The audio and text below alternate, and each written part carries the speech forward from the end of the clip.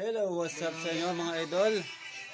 Tayo ngayon ay mapunta dun sa ating agawing motor.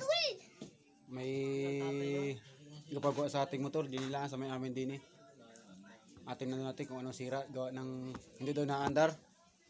Tayo ay mag-service muna ngayon. Magawa muna tayo ng motor daw sa aking tiyuhin ko yun ay. Sabi ay gawin ko daw mga idol.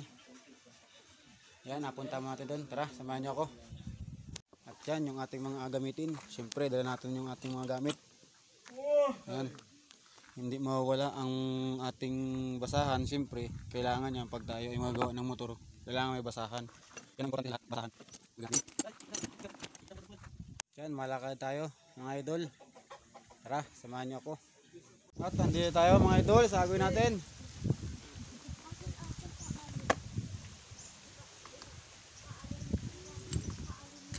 Diyan tayo sa kailang bahay. Diyan sila oh. Diyan sila mga dito. Tama-tama. Ano sila din ng singkamas oh. Manghita tayo mamaya ng reject. Dito sila kayo lubog kayo. Ayan natin ating motor. Silip pilates muna tayo mga idol. Tingnan natin kung anong motor. DL150 pala rin. Ano yung gagawin natin? Yan. Yan ang ating gagawin.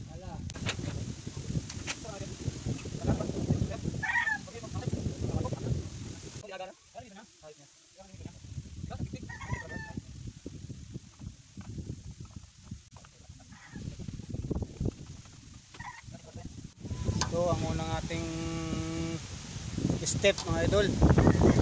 Nalinisan natin ng kanyang carburetor. Kita naman oh, ang dumi. Ito ang unang step natin na linisan. Dahil sabi ng tiyo ko nagkapalyado daw yung kanyang motor. Dito muna tayo. Madalas ito rin ang kadalasan sira ng ano ay baka madumi na. Kailangan ng linis. Linisan muna natin.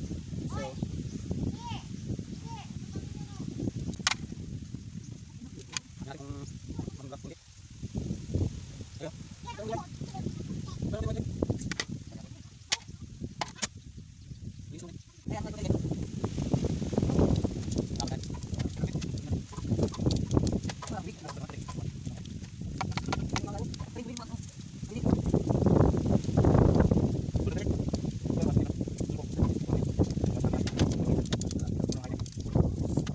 yan mga idol, ayos na.